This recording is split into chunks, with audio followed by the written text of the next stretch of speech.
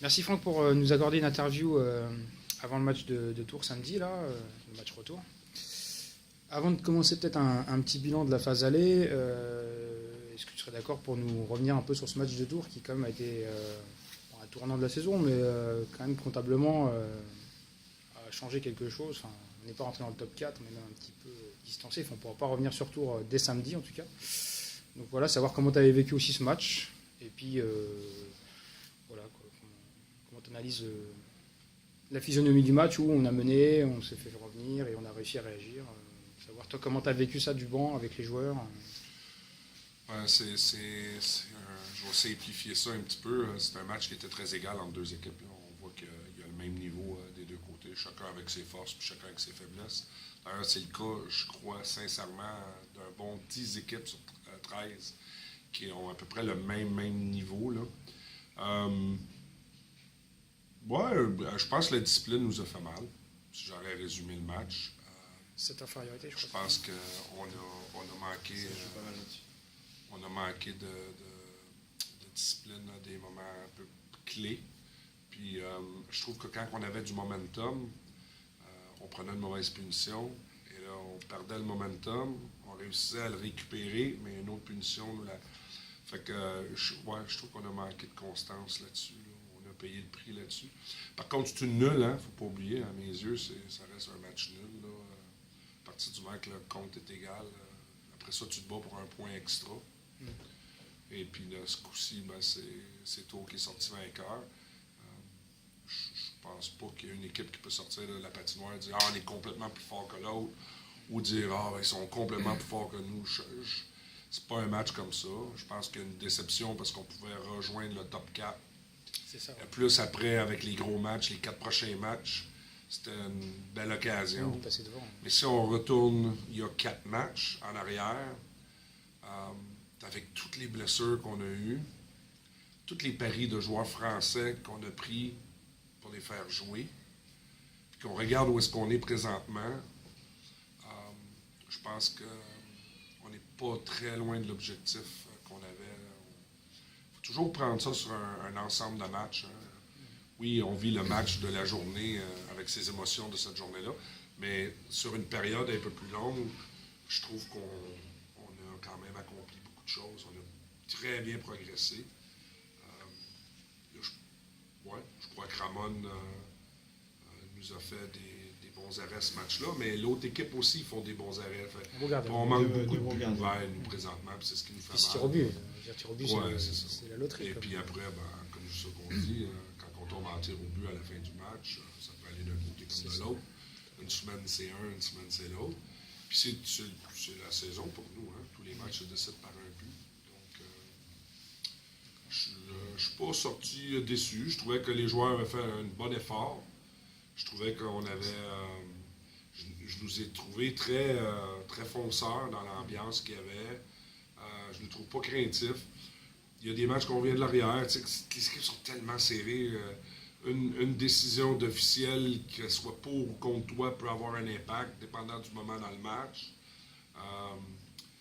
Je pense qu'on est encore en train de se chercher une identité sur le power play, qui, pour moi, est la seule place où je trouve qu'on n'a pas progressé comme on aurait pu. Je serais curieux de voir combien de points on a perdu au classement juste avec cette situation-là. Puis notre désavantage a eu un petit début de saison un petit peu, pas comme on était habitué, un petit peu, c'était pas toujours bien, là, mais on a bien récupéré dernièrement. Là, on fait des séquences de 9, 10, 12, 13 désavantages de suite sans accorder le but. Donc tu vois qu'on a recommencé à trouver les bons hommes. Puis voilà.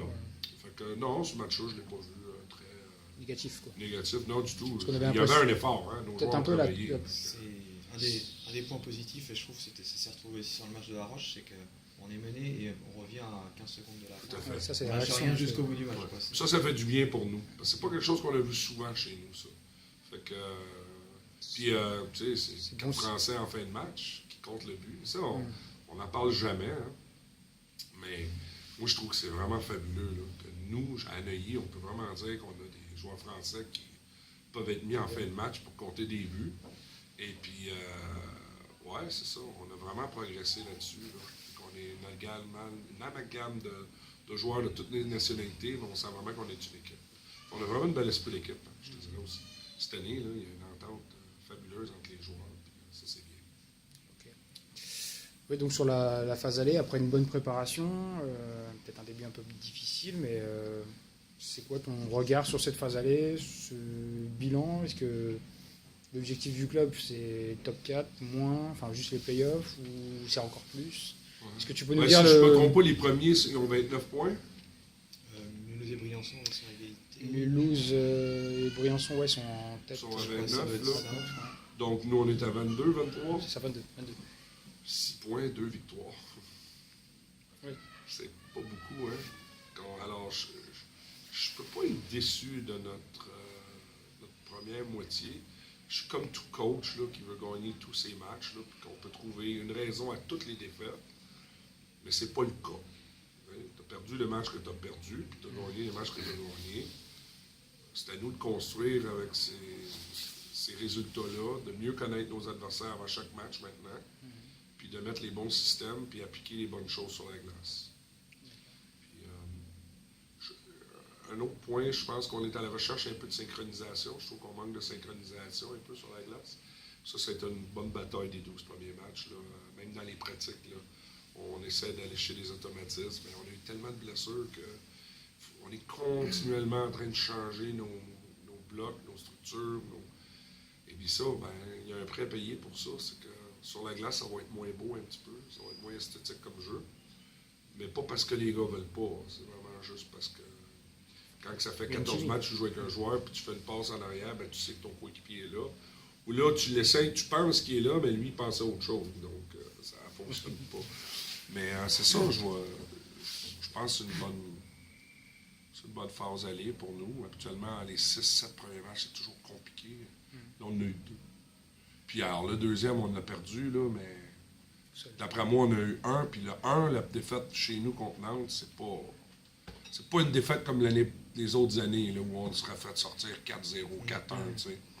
Là, on sent qu'on était quand même très près du but. Là. On a pris une rondelle qui monte dans les airs, 10 mètres, qui retombe le côté sur la ligne, que tout le monde la shot. Attends, c'est des buts gags. Fait que je pense que c'est notre meilleur début de saison à Neuilly depuis plusieurs années. On parle de début de saison, là. Mais c'est l'année aussi où on a eu plus de retours de joueurs. Donc, la corrélation, je pense qu'elle est là. En plus des joueurs blessés, il y a eu quelques mouvements. Tu penses que le groupe va se stabiliser? Enfin, il y a toujours un défenseur qui manque pour remplacer Brian Lovell qui était sur le départ. D'ailleurs, Oui, alors cette année, encore une fois, ça c'est une autre chose, pas beaucoup de mouvements. Hein. Très tranquille de ce côté-là. 2 joueurs seulement. Je pense que tout le monde a la fameuse réaction quand tu arrives à Neuilly, c'est où tu es capable de jouer dans cet environnement-là ou tu n'es pas capable. Dans le cas de Woodrick, c'était clair que c'était un définitivement très difficile pour tout ce qu'il avait vécu dans sa carrière. Puis je pense qu'il a réalisé que la D1 était à un niveau très bon. Dans le cas de Wilson, on avait de la misère à lui trouver un poste qui pouvait lui convenir à lui. On était encore en train de chercher comment il pourrait nous aider. C'est un gars que j'aime bien, il avait une belle personnalité. Mais bon, ça va toujours arriver. Là. Fait que, il y a juste 2 nouveaux. Puis les remplacer, ben, je ne me suis pas senti pressé de les remplacer. On a eu la main en chemin de mettre la main sur Loïc Chabert, qui pour moi était un pas en avant, parce que c'est un joueur que je voulais il y a 3 ans. Sauf que là, il arrive avec du bagage de Magnus. Bon, quand je dis bagage de Magnus, on sait comment c'est ici. Les joueurs ne jouent pas à Magnus, là, mais j'avais un potentiel que je trouvais dans cet athlète-là. Puis là, il est en train de le découvrir. Puis lui qui a le but égalisateur, justement, contre Tours. Fait qu'on avance à ce niveau-là. Après ça, c'était de trouver le bon attaquant. Et on a décidé de sortir un peu de nos chemins habituels. On est allé dans la VHL, un niveau en dessous de la KHL. Je pense qu'on a trouvé quelqu'un de vraiment intéressant et qui a une attitude exemplaire. Et puis, on voulait avoir un petit peu de leadership, donc un petit peu plus vieux aussi, on cherchait ça. Fait que pour que tout tombe en place, puis ça me prenait un gaucher, puis je voulais tel portrait de joueur. Puis, alors, on a eu la chance plusieurs fois de prendre des joueurs avant lui. Mais est-ce que ça convenait dans ce qu'on cherchait? Peut-être pas. Puis à la défense, on est à quelques jours près de signer un nouveau défenseur. Et puis une fois que les papiers sont acceptés à la fédération, on mettra les infos nécessaires. Fait que c'est ça, je trouve que ça nous prendrait un défenseur qui bouge la rondelle encore un petit peu plus, puis un autre patineur à la défense. Je trouve qu'on a un besoin là-dessus. Plutôt offensif alors. Oui, tout à fait. Ben, autant offensif que défensif, mais je pense qu'on a besoin, c'est évident, sur le power play. De rapidité. D'un peu plus de finesse offensive. Là. Fait que voilà, c'est pas. On est loin des années des 7, 8, 9, 10 changements. Cette année, c'est très tranquille. Mais en même temps, c'est parce que mes Français ont pris tellement d'expérience qu'on est moins pris à cause des joueurs étrangers. Hein. Je regarde, c'est une anecdote, mais c'est plus pour dire, après qu'on a joué contre Mulhouse, bon, il y a eu un petit peu de brouhaha, mais pendant les 2 semaines qu'on suivi, le coach de Mulhouse n'a pas arrêté d'appeler Raphaël Papa chez nous pour qu'il nous quitte, pour retourner chez lui. Et puis, comme vous avez pu voir, Raphaël n'a pas quitté, puis il est ici, puis je lui ai dit que c'était à lui de choisir, puis il a dit que non, il n'était pas question de quitter, là. Fait que vous voyez, les autres équipes, pendant le championnat, n'arrêtent pas de nous appeler pour aller chercher nos propres joueurs parce qu'ils ne sont pas capables, ou de développer des joueurs, ou ils perdent des joueurs français parce qu'ils ne font pas jouer, comme dans le cas de Mulhouse, les joueurs français sont partis parce qu'ils ne jouaient pas. Fait que c'est bien de les voir crier au loin ou japper comme des chiens. Là. On dit ça chez nous. Là. C'est comme des chihuahuas. Ça jappe, ça jappe, ça jappe, mais une fois devant toi, ça se cache. Et puis, c'est un peu la réalité. Là. On est content de les avoir développés, puis on les fait jouer. Fait que nous, on se sent confortable avec ça. On n'a pas besoin d'appeler les autres équipes pour dire est-ce que vous voulez venir jouer chez nous? Parce que cette fin de semaine, j'en aurais pas assez de joueurs français. Ben oui, si tu ne développes pas, c'est sûr que tu n'auras pas assez. Fait que voilà. Puis s'appuyer sur un groupe de Français aussi, généralement, c'est plus une stabilité sur la durée. Oui, puisqu'ils restent. Voilà, ils ont tendance à plus rester. Ils viennent à Neuilly déjà, ils connaissent un peu plus le contexte. Ce pas des gens qui découvrent. Ils ont parfois même déjà joué dans la patinoire. C'est ça aussi. Tout à fait. Puis, je pense, mon opinion, quand on avait passé de 7 joueurs français obligatoires à 10 joueurs français obligatoires, j'avais émis à ce moment-là un commentaire qui disait que ça allait égaliser le championnat par la force des choses. Pourquoi? Parce que tu as plus de joueurs français dans le même niveau que les joueurs étrangers. Puis là, on l'a vu maintenant, il y a vraiment plus une grosse séparation entre les derniers et les premiers. Là, il y a Clermont cette année, mais plus dernièrement, ils perdent par 2 buts, 3 buts. Ils travaillent fort, ce club-là. Beaucoup de respect pour une équipe comme ça qui arrive, puis qui se défonce, puis qui essaie de se maintenir, puis qui ne joue pas au bras à la fin du match quand ils ont perdu. Ils vont continuer à jouer au hockey. Voilà. Fait que, c'est à peu près la seule équipe. Toutes les autres équipes, tu peux perdre. Hein? Puis toutes les autres équipes, tu peux gagner. Donc, ta préparation fait une grosse différence. Le bonsoir, une bonne performance de ton goaler. Fait que si mes joueurs français sont comme certaines équipes, j'en ai 4-5 qui jouent, puis l'autre 5-6 ne jouent pas, ça fait comme les passés dans les playoffs où on a battu une équipe comme Mulhouse, que là, il manquait de profondeur, on le voyait. Là. Moi, je crois que ça se fait vraiment avec la profondeur. J'ai hâte aux playoffs de cette année. Nous, on sait qu'on prépare comme à chaque année notre équipe pour les playoffs. Et l'investissement, c'est de faire jouer nos joueurs français. Est-ce que je prendrais un autre défenseur français dans mon amalgame? Oui. Dans le recrutement futur, là, je trouve que ça serait bien d'avoir un autre bon vétéran français. Mais c'est comme toute chose, maintenant, avec l'histoire de la Magnus, le nombre de joueurs, tout le monde reçoit des offres, même que pour être sur le banc, il y a des joueurs qui aiment mieux être sur le banc en Magnus que de jouer en D1, puis avoir du temps de glace pour se développer. OK. Et l'objectif, c'est plutôt play-off tout court, et après on se débrouille et on voit comment ça vient, ou il y a une place particulière de visée Est-ce que le groupe s'est visé, Le groupe veut gagner, hein? Oui, ça je me doute. Mais...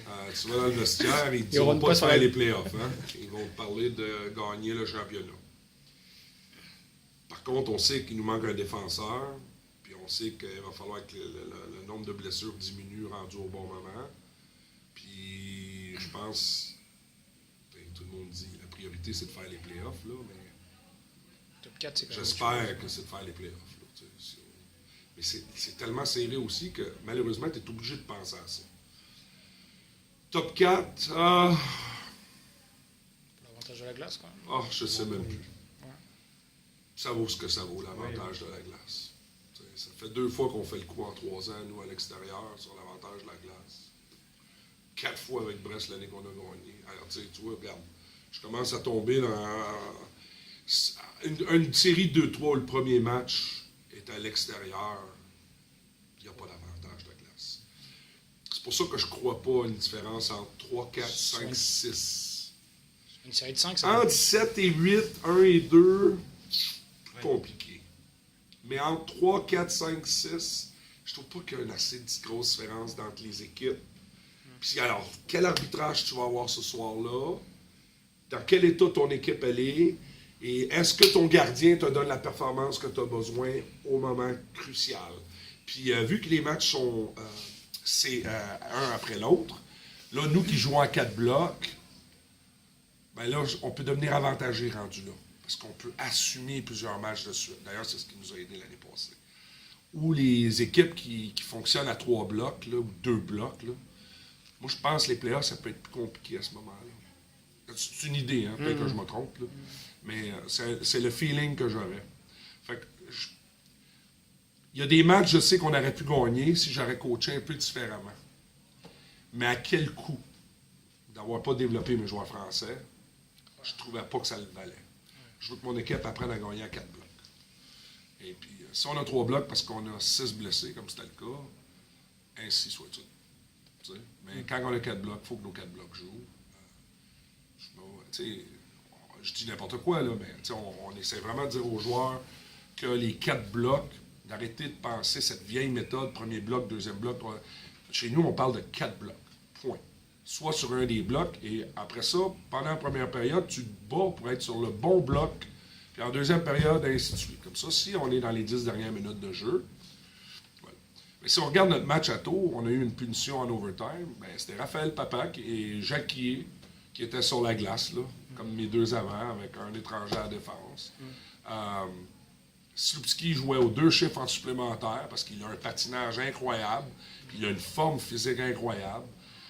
On ne se gênera pas, c'est con, hein? T'sais. En fin de match, on a mis Chabert, Quentin, on avait Élie Rébon. C'était ça, les joueurs qu'on voulait avoir enfin pour aller compter de but. Puis ils l'ont fait. Combien de fois on va mettre nos étrangers, puis ils le feront pas?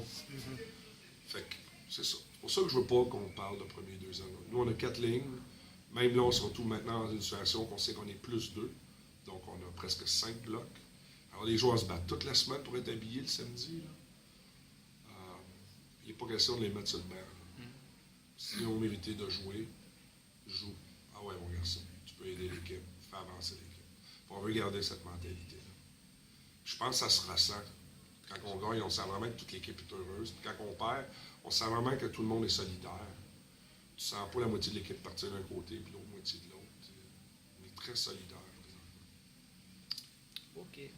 Merci Franck. Ça fait plaisir. Bonne soirée.